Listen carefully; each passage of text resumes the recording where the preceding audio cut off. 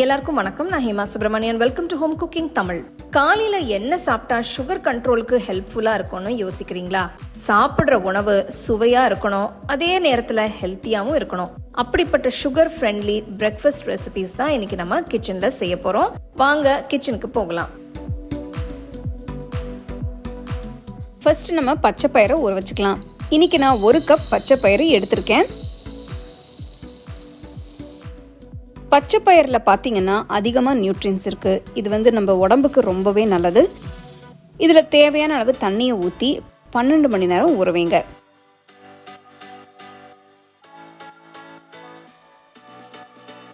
பன்னெண்டு மணி நேரத்துக்கு அப்புறம் பார்த்தீங்கன்னா பயிறு நல்லா ஊறிடுச்சு. இப்போது இதில் இருக்கிற தண்ணி எல்லாம் வடிகட்டிக்கோங்க. நெக்ஸ்ட் இதை ஒரு துணியில் போட்டு கட்டி 12 மணி நேரத்துக்கு வச்சுருங்க.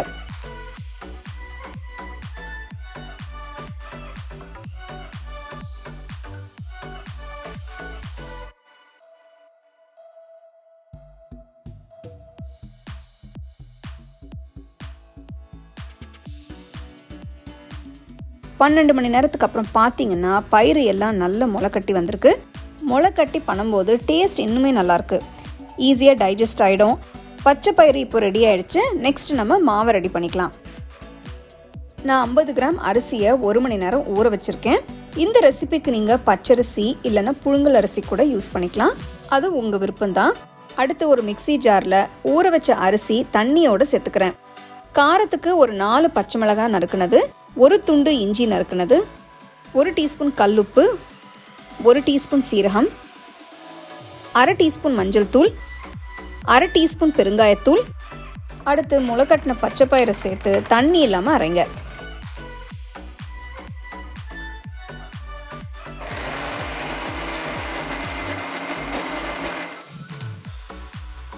இப்போ மீதி இருக்கிற பயிரும் சேர்த்து அரைங்க.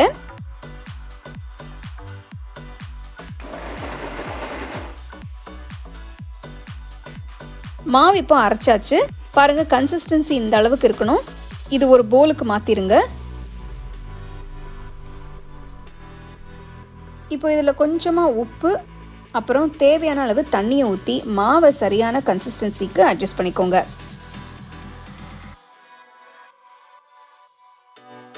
பாருங்க, மாவை ஊத்துனா இந்த மாதிரி விழணும்.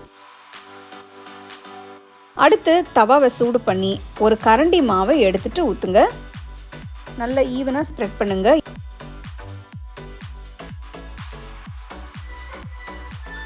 எல்லா பக்கமும் கொஞ்சமாக நெய் ஊற்றுங்க.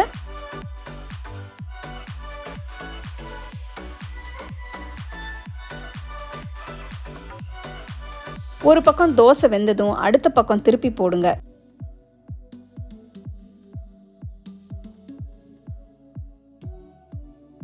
பாருங்க, தோசை நல்ல ஒரு கோல்டன் ப்ரௌன் கலருக்கு சூப்பராக வெந்து ரெடி ஆயிடுச்சு. ஸோ முளைக்கட்டின பச்சை பயிறு தோசையை தவாலேருந்து எடுத்துட்டு நல்ல சூடாக உங்களுக்கு பிடிச்ச சட்னியோட சாப்பிட்டு நல்லா என்ஜாய் பண்ணுங்க.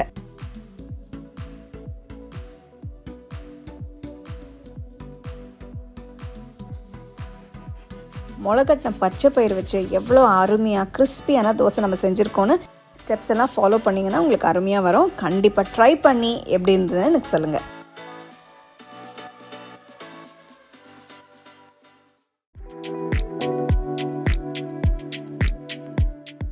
இந்த ரெசிபிக்கு நான் 1 கப் வரகரிசி எடுத்திருக்கேன். இது 250 ml கப்.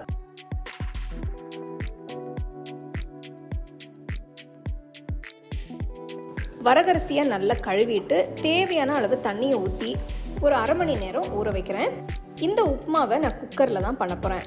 வரகரிசி வேக வைக்கிறதுக்கு கொஞ்சம் நேரம் ஆகும். குக்கரில் செய்யும் போது நல்லா வெந்து வரும். குக்கரில் 3 டேபிள் ஸ்பூன் அளவுக்கு நெய் ஊற்றிக்கலாம். நெய்யில் செய்கிறதுனால உப்புமா நல்ல வாசனையாகவும் ரொம்ப டேஸ்ட்டாக இருக்கும். நெய் சூடானதும் 1 டீஸ்பூன் கடலைப்பருப்பு, 1 டீஸ்பூன் உளுத்தம்பருப்பு, 1 டீஸ்பூன் கடுகு சேர்த்து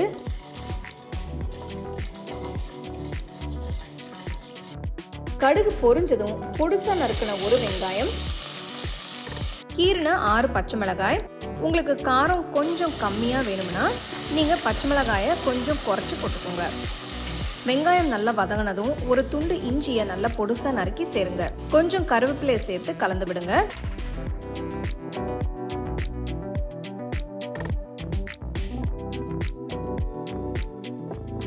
அடுத்து பொடுசா நறுக்கின 1 கப் கேரட், பொடுசா நறுக்கின 1 கப் பீன்ஸ். உங்ககிட்ட ஃப்ரெஷ்ஷான பட்டாணி இருந்தா அதையும் சேர்க்கலாம்.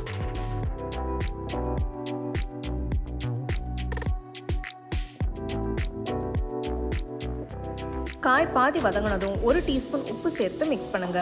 நான் நிறைய உப்புமா ரெசிபிஸ் பண்ணியிருக்கேன். சில லிங்க்ஸை டிஸ்கிரிப்ஷன் பாக்ஸில் கொடுக்குறேன், ட்ரை பண்ணி பாருங்க. அடுத்து ஊற வச்ச வரகரிசியை சேர்த்து நல்லா கலந்து விடுங்க. இந்த வரகரிசியில புரோட்டீன்ஸ், ஃபைபர், மினரல்ஸ் எல்லாம் இருக்கிறதால வாரம் ஒரு தடவை கண்டிப்பா செய்யுங்க. நல்ல ஹெல்த்தியான ரெசிபி. 1 கப் வரகரிசிக்கு 1.5 கப் தண்ணி ஊத்திக்கலாம். அரிசி எடுத்த அதே கப்லயே தண்ணியும் அளந்து ஊத்துனீங்கன்னா சரியா இருக்கும். இப்படி செய்யும் போது உப்புமா நல்லா உதிரி உதிரியா வரும். உங்களுக்கு கொஞ்சம் குழவா வேணும்னா இன்னும் கொஞ்சம் தண்ணி ஊத்திக்கோங்க.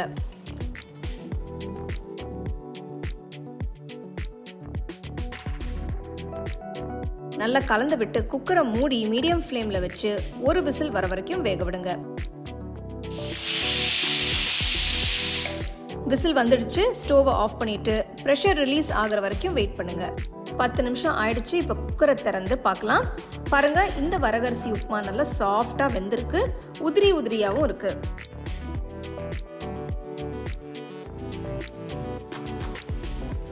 ஒரு சர்விங் பிளேட்டுக்கு மாத்தி மேல கொஞ்சம் நறுக்கின கொத்தமல்லியை தூவி உங்களுக்கு பிடிச்ச சட்னி கூட சர்வ் பண்ணுங்க. நிறைய ஹெல்த் பெனிஃபிட்ஸ் இருக்கிற இந்த ரெசிபியை கண்டிப்பா ட்ரை பண்ணி பாருங்க.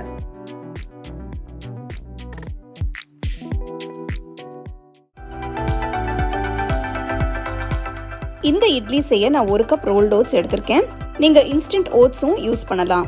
நீங்கள் இன்ஸ்டன்ட் ஓட்ஸ் யூஸ் பண்ணுறீங்கன்னா அதை அரைக்க தேவையில்லை. ஆனால் ரோல்ட் ஓட்ஸ் யூஸ் பண்ணுறீங்கன்னா 2-3 தடவை பல்ஸ் பண்ணுங்க. அப்போ தான் கொரகொரப்பாக பவுடர் கன்சிஸ்டன்சி கிடைக்கும். இதை வேற பவுலுக்கு மாற்றிட்டு 2 டேபிள் ஸ்பூன் ரோல்ட் ஓட்ஸ் போடுங்க. இதை நான் டெக்ஸ்டருக்காக சேர்க்குறேன். இதை எடுத்து வச்சுட்டு சில பொருட்களை வதக்க போறேன். பேன்ல 1 டேபிள் ஸ்பூன் எண்ணெயை ஊற்றி 1 டீஸ்பூன் கடலைப்பருப்பு, 1 டீஸ்பூன் உளுத்தம்பருப்பு, 1 டீஸ்பூன் சீரகம், 1/2 டீஸ்பூன் கடுகு போடுங்க.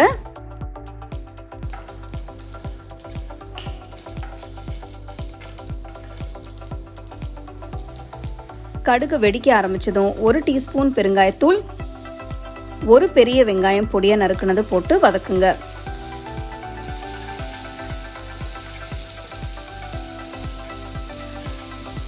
அடுத்து நறுக்குன கருவேப்பிலை கொஞ்சம், 2 பச்சை மிளகாய் நறுக்குனது, 1 பெரிய துண்டு இஞ்சி பொடியா நறுக்குனது போடுங்க. இது எல்லாத்தையும் 2-3 நிமிஷம் வதக்குங்க. இதை ரொம்ப வதக்க தேவையில்லை.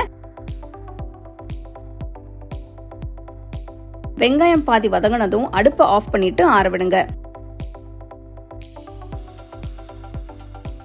வெங்காயம் கலவை ஆறுனதும் எடுத்து வச்ச ஓட்ஸ்ல போடுங்க. இது கூட துருவின கேரட் 1, நறுக்கின கொத்தமல்லி இலை, 1 டீஸ்பூன் உப்பு போட்டு எல்லாத்தையும் மிக்ஸ் பண்ணுங்க.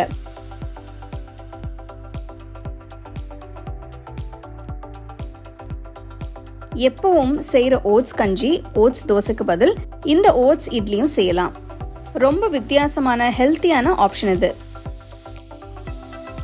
எல்லாம் நல்லா மிக்ஸ் ஆனதும் 200 கிராம் கெட்டி தயிர் ஊத்துங்க. இதை நல்லா பீட் பண்ணி ஆட் பண்ணுங்க.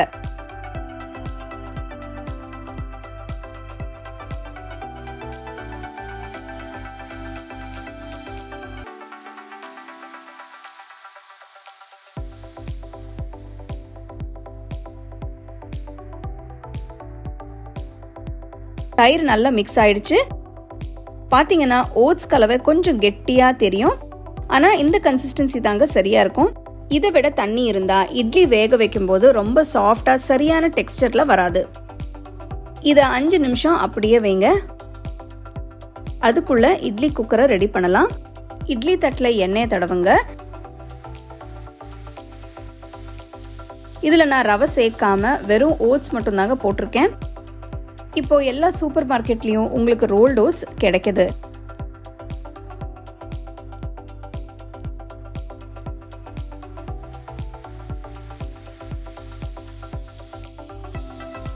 பாத்திரத்தில் தண்ணி ஊற்றி கொதிக்க வைங்க.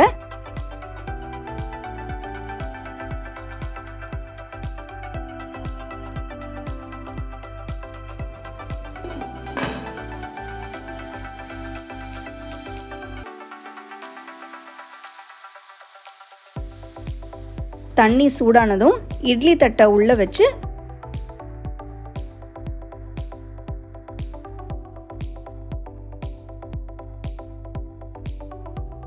பதினஞ்சு நிமிஷம் வேக வைங்க.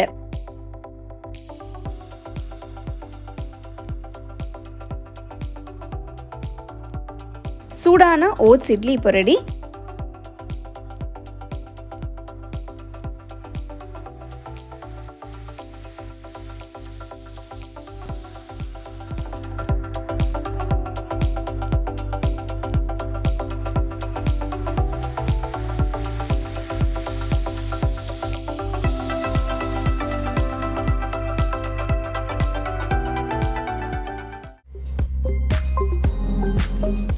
இந்த ரெசிபிக்கு தேவையான பாசிப்பருப்பு முதல்ல ஊற வச்சுக்கலாம். நான் 1 கப் அளவுக்கு பாசிப்பருப்பு எடுத்திருக்கேன். இது 250 ml கப். 2-3 தடவை நல்லா கழுவிட்டு தேவையான அளவு தண்ணியை ஊற்றி ஊற வைங்க.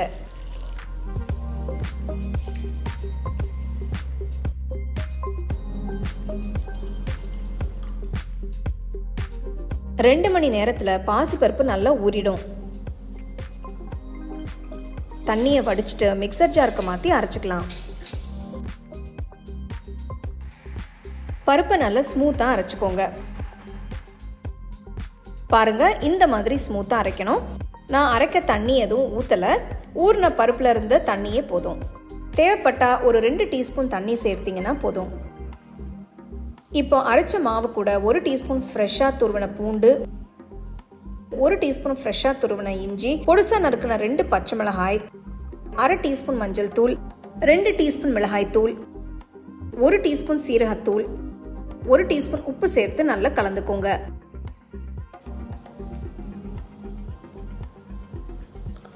மாவை மசாலா கூட கலந்ததும் நீல வாக்கில் மெலிசா நறுக்கின 2 வெங்காயம், 1 போல் அளவுக்கு மெலிசா நறுக்கின கோஸ் சேர்த்து நல்லா கலந்து விடுங்க.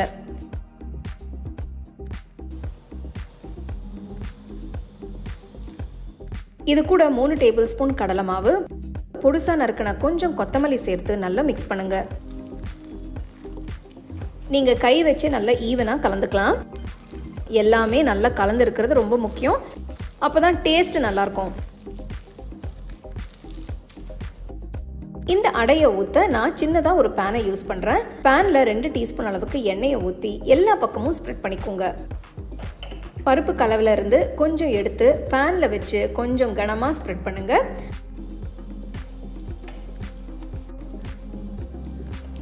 ரொம்ப மெலிசாக பண்ணிட வேண்டாம். நல்லா ஈவனாக ஸ்ப்ரெட் பண்ணுங்க.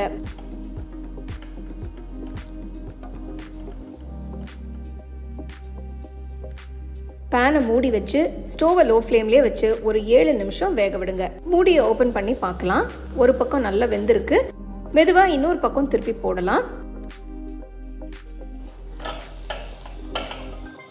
பாருங்க எவ்வளோ நல்லா வெந்திருக்குன்னு. பேனை திறந்து வச்சு இன்னொரு 7 நிமிஷத்துக்கு குக் பண்ணுங்க. 2 பக்கமும் நல்லா கிறிஸ்பியாக வெந்ததும் பேன்லேருந்து எடுத்துடலாம்.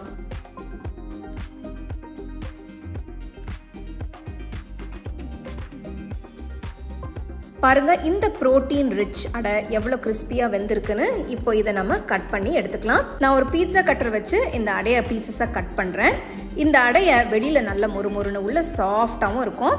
இதில் பருப்பு, வெங்காயம், கோஸ், மசாலா எல்லாம் சேர்த்து செய்யறதால ஹெல்த்தியாகவும் ரொம்ப டேஸ்டியாகவும் இருக்கும். இந்த ரெசிபியை நீங்கள் காலையில் பிரேக்ஃபாஸ்ட்டுக்கு செய்யலாம், இல்லைனா ஈவினிங் ஸ்நாக்ஸாகவும் பண்ணலாம். ப்ரிப்பேர் பண்ண உடனே ஏதாவது டிப் இல்லைனா சட்னி வச்சு நீங்கள் சர்வ் பண்ணலாம். ரொம்ப நல்லாயிருக்கும். பசங்களும் ரொம்ப விரும்பி சாப்பிடுவாங்க. ஸோ கண்டிப்பாக ட்ரை பண்ணி பாருங்கள்.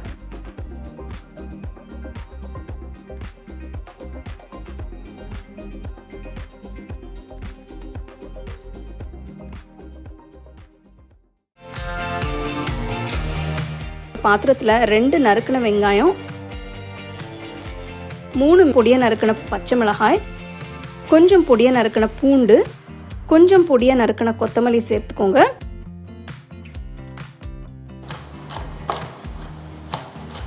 அடுத்து அரை கப் வால்நட்ஸை பொடியாக நறுக்கி போடுறேன். ஸோ இது வந்து ஆப்ஷனல் தாங்க, உங்களுக்கு வால்நட்ஸ் தேவையில்லைன்னா அது இல்லாமல் நீங்கள் செய்யலாம். நான் வந்து வால்நட்ஸ் சேர்க்கறது நல்ல ஒரு ஹெல்த்தி ஆப்ஷனுக்காக நான் சேர்க்குறேன். அடுத்து 1 டீஸ்பூன் உப்பு,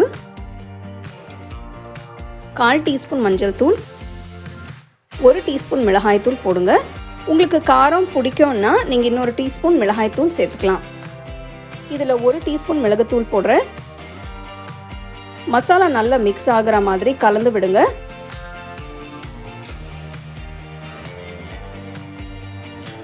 மசாலா நல்லா மிக்ஸ் ஆனதும் இந்த மிக்ஸ்சரை ஒரு 5 நிமிஷம் ஊற வைங்க. இன்னொரு பாத்திரத்தில் முட்டையை உடைச்சு ஊற்றுறேன்.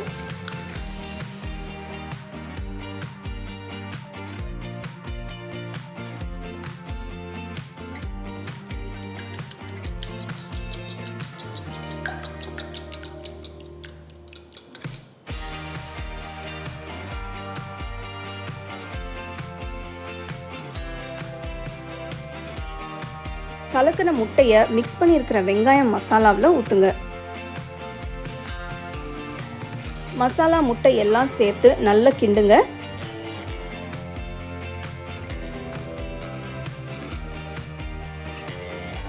இப்போ ஆம்லெட்கான மிக்ஸ்சர் தயாராகிடுச்சு. அடுத்து அருமையான மசாலா ஆம்லெட் ரெடி பண்ணலாம். ஆம்லெட் செய்யறதுக்கு ஒரு பேனில் 1 டீஸ்பூன் எண்ணெய் சேர்த்துக்கோங்க. இதில் 1 கரண்டி முட்டை மசாலாவை ஊற்றுங்க. இதை நான் பேனில் பண்ணுறேன், நீங்கள் தோசை தவாலையும் நீங்கள் பண்ணலாம். அடுப்பு மீடியம் ஃப்ளேமில் வைங்க. முட்டையோட ஒரு பக்கம் வெந்ததும் மேலே 1 டீஸ்பூன் அளவு எண்ணெயை ஊற்றி மறுபக்கம் திருப்பி போடுங்க.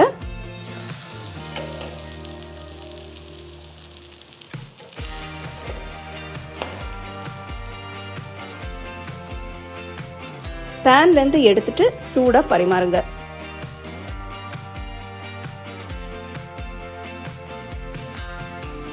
நல்ல சூப்பரான டேஸ்டியான மசாலா ஆம்லெட் எப்படி செய்யறதுன்னு பார்த்தீங்க. இது ரொம்ப குயிக்காக செய்யலாம். நீங்கள் வந்து ரசம் சாம்பாருக்கெல்லாம் கூட தொட்டு சாப்பிடலாம், ரொம்ப நல்லாயிருக்கும். கண்டிப்பாக இந்த ரெசிபியை நீங்கள் ட்ரை பண்ணி எப்படி இருந்ததுன்னு எனக்கு சொல்லுங்கள்.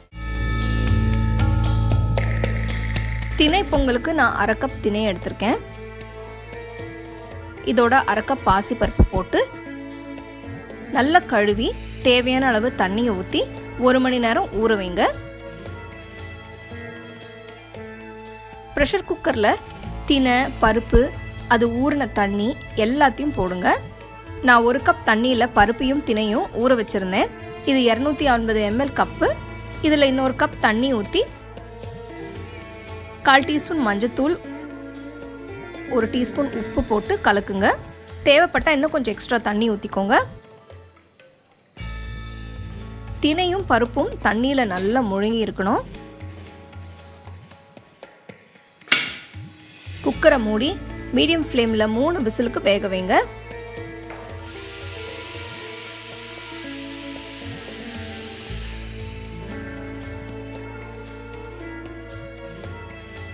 அடுத்து தேங்காய் சட்னி செய்ய மிக்சர் ஜாரில் துருவன தேங்காய் 1/2 கப், 2 டேபிள் ஸ்பூன் உடைச்ச கடலை, 1 பச்சை மிளகாய், உப்பு, கொஞ்சம் தண்ணி ஊற்றி அரைக்கணும். தேங்காய் சட்னியை ஒரு கிண்ணத்துக்கு மாற்றி அது மேலே கடுகு, உளுத்தம்பருப்பு, கருவேப்பிலை, காஞ்ச மிளகாய் தாளித்து போடுங்க. தேங்காய் சட்னி ரெடி.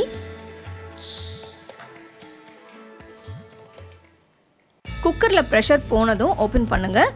பார்த்தீங்கன்னா பொங்கல் ரொம்ப நல்லா சாஃப்டாக வெந்திருக்கு. நெக்ஸ்ட் தாளிக்கிறதுக்கு 1/2 டேபிள் ஸ்பூன் நெய், 1/2 டீஸ்பூன் சீரகம், 1 பச்சை மிளகாய் நறுக்குனது, 1 துண்டு இஞ்சி பொடியை நறுக்குனது, 1/4 டீஸ்பூன் பெருங்காயம், கொஞ்சம் முந்திரி பருப்பு, 1 டீஸ்பூன் முழு மிளகு, கருவேப்பிலை,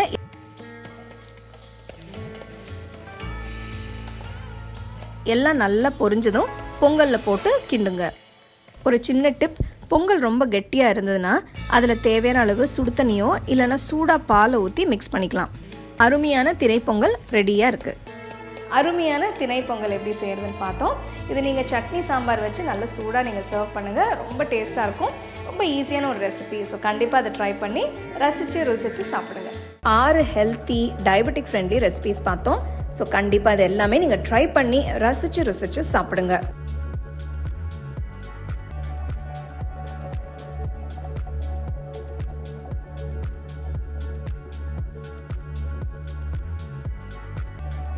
உங்களுக்கு நான் இந்த வீடியோவில் யூஸ் பண்ணுற ப்ராடக்ட்ஸ் பிடிச்சதுன்னா கீழே டேக் பண்ணியிருக்கேன், செக் பண்ணி பாருங்கள். டீட்டெயில்டான ரெசிபிக்கு homecookingshow.in வெப்சைட்டை செக் பண்ணுங்கள். All my home cooking digital cookbooks are now available on shop.homecookingshow.in. Download and start cooking today.